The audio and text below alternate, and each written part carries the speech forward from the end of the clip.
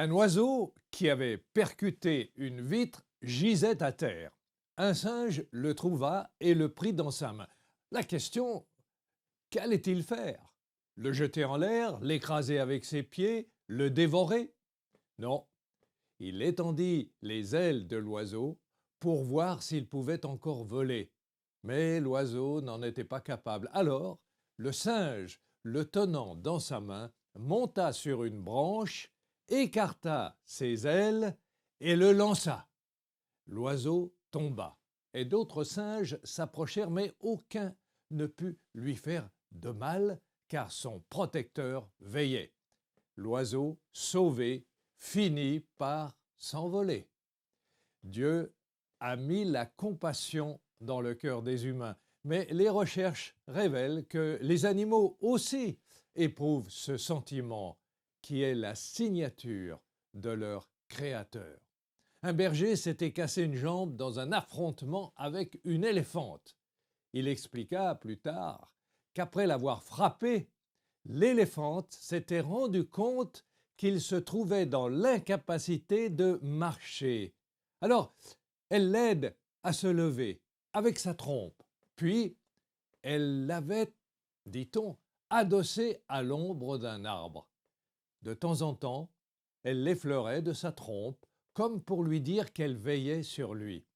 Elle passa la nuit à ses côtés pour le protéger, laissant les autres éléphants de sa famille partir.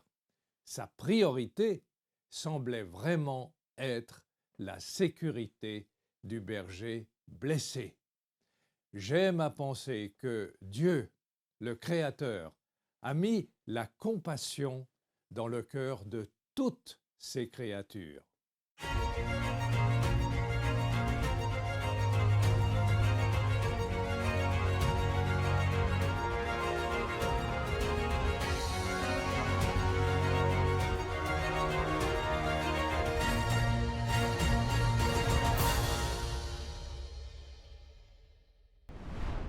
Il y a des mots, il y a des attitudes qui révèlent mieux que toute autre chose la personnalité d'un individu. L'un des traits de caractère qui me touche le plus chez Jésus, c'est la compassion.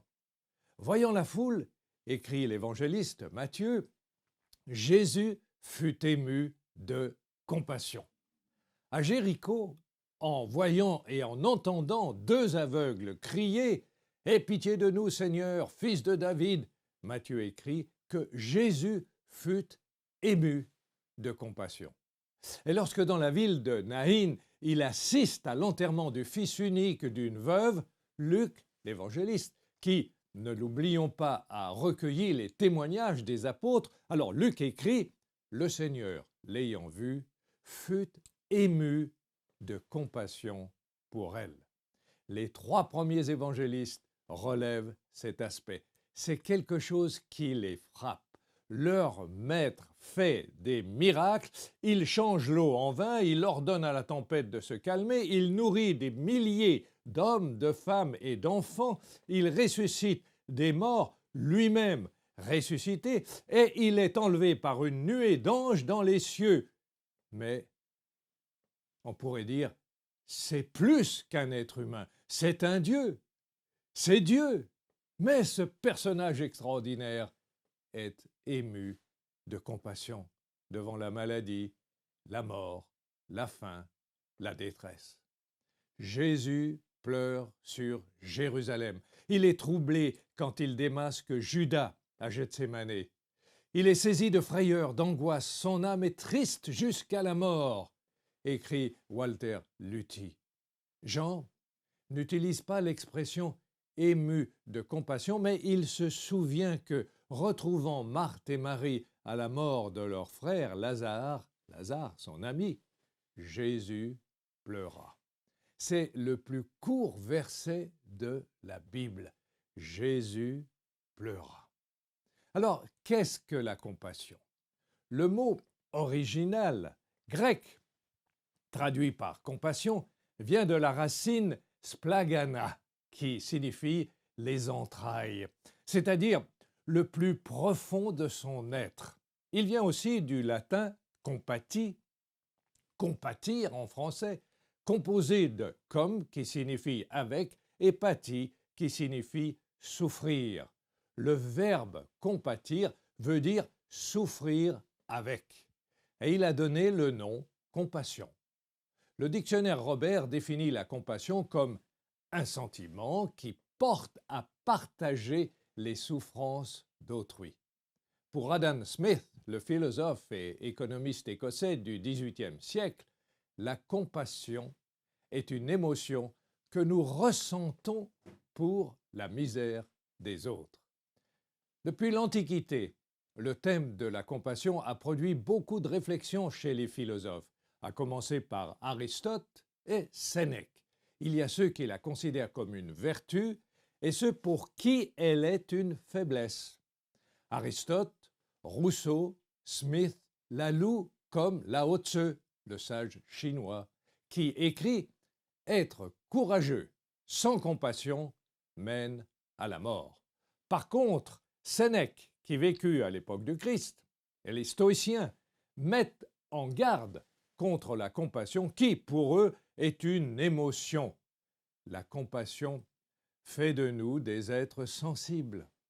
Et la compassion, pour ces philosophes, menace la paix de notre âme. Plus encore, elle nous écarte du chemin du bonheur. Nietzsche, lui, va encore plus loin. Il la méprise, la compassion. Il la considère comme néfaste pour l'action. La compassion, d'après lui, n'apporte pas la paix, mais elle accroît la souffrance dans le monde. Et Nietzsche écrit « Le fourreau doré de la compassion cache parfois le poignard de l'envie ». Par contre, les auteurs des évangiles sont impressionnés par l'émotion de Jésus devant la souffrance, devant la détresse humaine. Il est bouleversé jusqu'au très fond de ses entrailles. Il ne dissimule pas ce qu'il ressent au plus profond de lui-même. Il n'est pas un stoïcien. Il ne repousse pas ses émotions, ses sentiments. Il les laisse s'exprimer. Mais comme on dirait en anglais, and so what? La compassion n'engage à rien, d'où sa fréquence, écrit Émile Corien.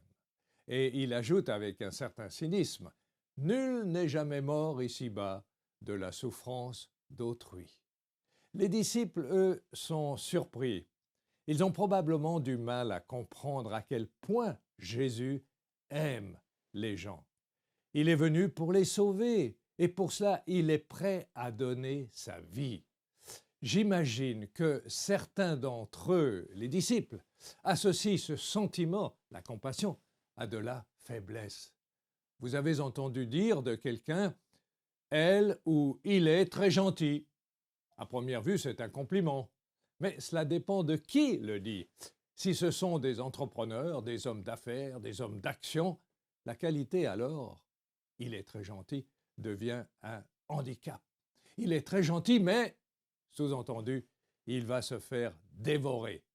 Et cela me fait penser au président Jimmy Carter, l'un des rares hommes d'État qui essaya de mettre en pratique sa foi. Son sens de la justice, son amour de la paix ont très vite été dénoncés comme de la faiblesse. Mais pour l'Évangile, ce qui apparaît comme de la faiblesse est en réalité de la force. Quand je suis faible, c'est alors que je suis fort, écrit l'apôtre Paul. Pour Jésus, la compassion, ce n'est pas une émotion comme une autre. Elle fait partie de sa nature et surtout, elle motive l'action. Comment Jésus voit la foule? Un exemple. C'est Matthieu qui était avec Jésus et qui note qu'en voyant la foule, Jésus fut ému de compassion pour elle. Alors qu'est-ce qui le touche? Pourquoi est-il ému quand il regarde la foule? On voit fréquemment des foules qui se rassemblent, des foules qui défilent et pourtant on ne ressent pas forcément de la compassion. La foule en colère fait peur, elle inquiète, mais elle peut aussi réjouir lorsqu'elle est pacifique et qu'elle est bien disposée. Dans le cas présent, le regard de Jésus perçoit l'âme de la foule. Il la voit languissantes et abattues, comme des brebis, il le dira d'ailleurs, comme des brebis qui n'ont point de berger. Et je ne pense pas que les disciples voient ce que voit leur maître. Pour eux, la foule qui se rassemble, la foule qui vient l'écouter, c'est le signe du succès. Les gens viennent parce que leur maître est de plus en plus populaire. Ils doivent éprouver, les disciples, une sorte d'exaltation en contemplant cette multitude. J'ai éprouvé cela également dans mon ministère. J'ai prêché devant des petits groupes, parfois très petits, 4, 5, 6 personnes. Et une fois, il y avait une seule personne. Mais lorsqu'il m'a été donné de m'adresser à un public remplissant de grands auditoriums et plus tard des stades, je ne me souviens pas plutôt d'avoir été ému de compassion. J'éprouvais de la joie, j'étais encouragé. C'est d'ailleurs beaucoup plus stimulant de parler devant 40 000 ou 45 000 ou 80 000 personnes que devant 5 ou 10. Bien sûr, on regarde à gauche, à droite, on voit les gens qui sourient, on a l'impression que tous sont contents et on est content de les voir contents. Il y a les chants, l'atmosphère, les chants, encore les chants qui soulèvent l'enthousiasme et tout cela prépare la réception du message que vous allez donner, du message qui va suivre. On regarde les jeunes, on regarde les enfants et tous ont l'air heureux de partager un moment spécial. Rien n'empêchait Jésus d'avoir les mêmes sentiments. Mais il va plus loin. Il est en symbiose avec son public. Il ressent ce que les gens ressentent au plus profond de leur cœur. Il voit une foule languissante et abattue, comme des brebis qui n'ont point de berger. Et il pose la question, que faire pour eux? Sa réponse ne se fait pas attendre. La moisson est grande, mais il y a peu d'ouvriers. C'est un constat. La décision suit. Priez donc le maître de la moisson d'envoyer des ouvriers. Il capte, Jésus, il capte le vrai besoin des individus qui forment cette foule. Ils ont besoin de la bonne nouvelle. Ils ont besoin d'espérance, mais pas d'une espérance à 4 sous. Ils aspirent au fond d'eux-mêmes au royaume de Dieu ou à la paix, où la paix et la justice habiteront. Et voilà pourquoi, au chapitre suivant de l'évangile de Matthieu, chapitre 10, Jésus appelle les 12 et leur donne le pouvoir de chasser les démons, de guérir toute maladie et d'annoncer la bonne nouvelle. Ce sera désormais leur mission. L'émotion produit la compassion qui produit l'action. Matthieu donne plus de détails. Il y a parmi ces gens des boiteux, des aveugles, des muets, des estropiés et beaucoup d'autres malades. Jésus les guérit. Résultat, la foule est dans l'admiration. Matthieu, là encore, précise. Les muets parlaient, les estropiés étaient guéris, les boiteux marchaient, les aveugles voyaient. Et point important, ce n'est pas Jésus qui est glorifié, mais le Dieu d'Israël. La plupart des populations du monde, à cette époque, auraient célébré Jésus comme un Dieu venu parmi eux. Mais pour les Israélites, Dieu est au-dessus de tout. Jésus ne peut être que son envoyé. Mais imaginez simplement que pendant un culte, sermon, service religieux, ceux qui ont des problèmes de santé soient miraculeusement guéris. Je peux vous garantir que l'Église serait très rapidement pleine. Je peux aussi vous assurer qu'à la fin de l'année, elle serait trop petite, il faudrait en construire une autre et encore une autre. Quand on voit certains prédicateurs qui pratiquent des guérisons remplir des stades, on peut comprendre pourquoi les foules se pressaient partout où Jésus allait. Après avoir guéri tous ceux qui en avaient besoin, après les avoir entendus glorifier Dieu, Jésus aurait pu dire « mission accomplie ». Puis, comme généralement on procède dans ces cas-là, partir en vitesse, escorté par les anciens et par les diacres. Mais une fois de plus, le Seigneur nous surprend. Au lieu de partir, il appelle ses disciples et leur dit « Je suis ému de compassion pour cette foule. » D'accord, c'est gentil, le sentiment y est, mais pourquoi est-il ému? Pourquoi éprouve-t-il de la compassion? Il a fait davantage que tous les autres pour cette foule. Que peut-il faire de plus? Et Matthieu nous rapporte ces paroles étonnantes. Car voilà 3 jours, dit Jésus, car voilà 3 jours qu'ils sont près de moi. 3 jours, c'est beaucoup 3 jours. Quelle ferveur!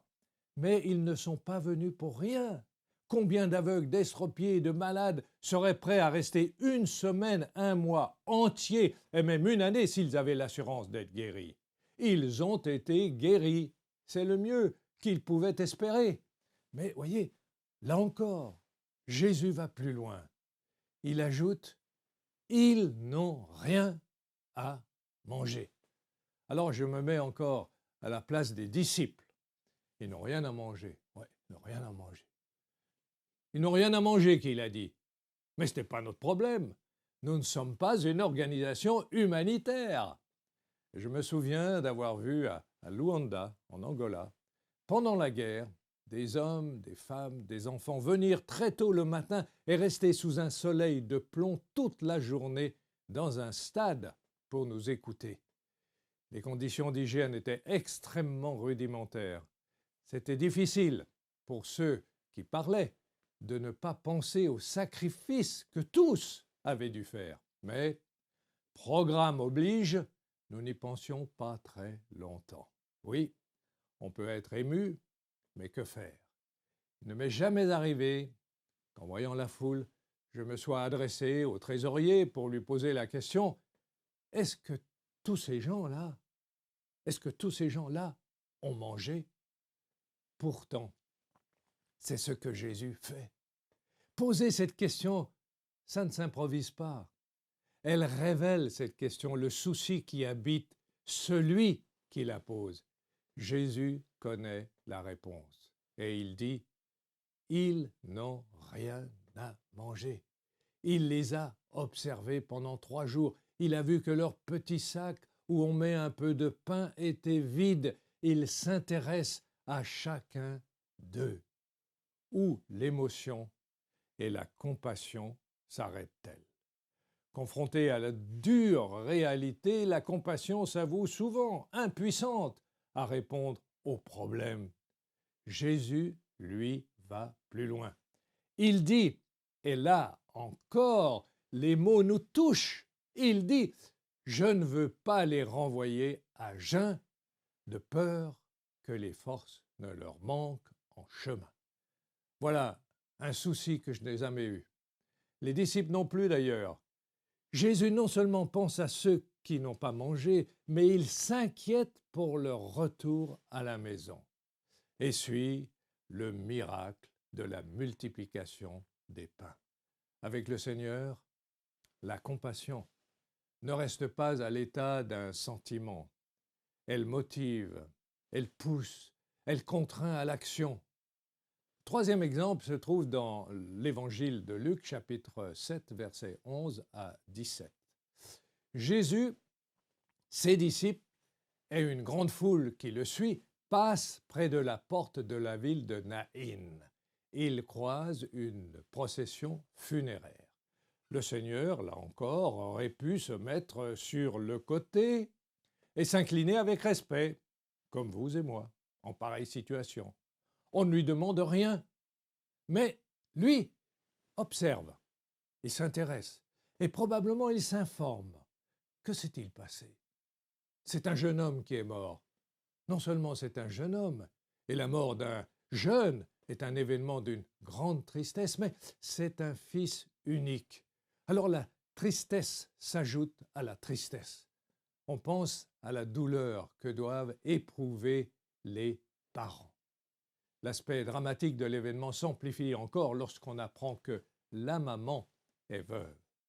On imagine qu'en plus de la grande peine d'avoir perdu son fils unique, elle se retrouve seule et sans moyens pour survivre. Elle a perdu son mari, élevé son fils qu'elle devait chérir plus que tout, et voilà qu'elle le perd à son tour. La tristesse recouvre son passé, son présent et son avenir. Jésus se souvient-il des paroles du prophète Jérémie? Je cite, « On entend des cris à Rama, des lamentations, des larmes amères. Rachel pleure ses enfants. Elle refuse d'être consolée sur ses enfants car ils ne sont plus. » Si c'est à cela qu'il pense, le verset suivant lui revient sans doute à l'esprit. Je cite, « Ainsi parle l'Éternel, retiens tes pleurs, retiens les larmes de tes yeux. » Le Seigneur, l'ayant vu, écrit Luc, fut ému de compassion pour elle. Et il lui dit, ne pleure pas, ne pleure pas. Facile à dire, hein, ne pleure pas. Mais pourquoi? Et au nom de quoi ne pas pleurer? La mort d'un enfant, d'un jeune, c'est l'épreuve la plus triste qu'un être humain doit affronter. Et dans ces cas-là, les amis, les proches ne savent pas trop que dire. Nous insistons en tant que croyants sur l'espérance, mais les mots sont impuissants. Les mots sont dérisoires en de tels moments. Nous sommes touchés, bouleversés, émus, mais que dire? Nous voudrions que Dieu, pour un moment seulement, nous investisse d'un don miraculeux. Comment dépasser ce sentiment d'impuissance? Jésus est touché, il est bouleversé, plus encore que nous le serions, mais il n'en reste pas là, il n'en reste pas à l'émotion ressentie, il passe à l'action. Luc écrit, il s'approche et toucha le cercueil. La traduction œcuménique de la Bible, la Tob, traduit par civière. Ceux qui le portaient s'arrêtent. Il dit, Jésus, il dit, jeune homme, je te le dis, lève-toi. Ou selon la TOB, réveille-toi. Par son attitude, par ses mots, le Seigneur surprend. Imaginez la scène. Vous assistez à l'enterrement d'un jeune homme et soudain quelqu'un de connu s'approche de la civière, la touche et s'adressant au corps sans vie, lui donne un ordre. « Réveille-toi !»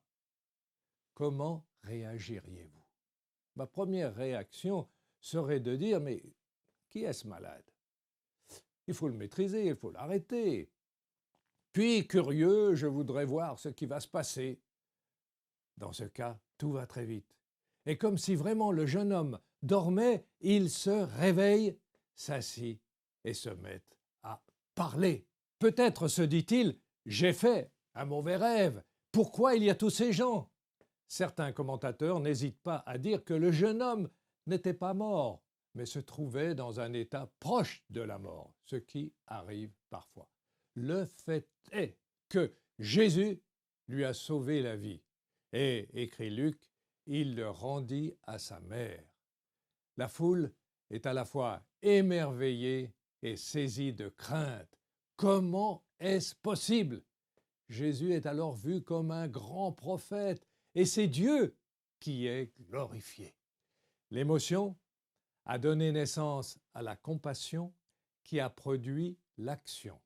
Et pour terminer, saviez-vous que la compassion est l'un des 5 traits de caractère des gens heureux? Et maintenant, 3 points pour être pratique. Premier point, Jésus n'est pas un stoïcien qui s'efforce de maîtriser ses émotions. Il est triste, il a peur, il pleure, il aime. Deuxième point, Jésus est l'incarnation d'un Dieu qui, ému par les malheurs de ses enfants, n'a pas hésité à donner sa vie pour leur venir en aide. Et troisième point, Jésus est ce Dieu que nous aimons et que nous voulons servir. Ce Dieu qui a vaincu le pouvoir de la mort et qui nous offre la vie éternelle auprès de lui. Et à méditer, je vous laisse ce texte. Ainsi donc, comme des élus de Dieu, saints et bien-aimés, Revêtez-vous d'entrailles de miséricorde, de bonté, d'humilité, de douceur, de patience. Supportez-vous les uns les autres. Et si l'un a sujet de se plaindre de l'autre, pardonnez-vous réciproquement, de même que Christ vous a pardonné. Pardonnez-vous aussi. C'est un texte de l'apôtre Paul, Colossiens chapitre 3, verset 12.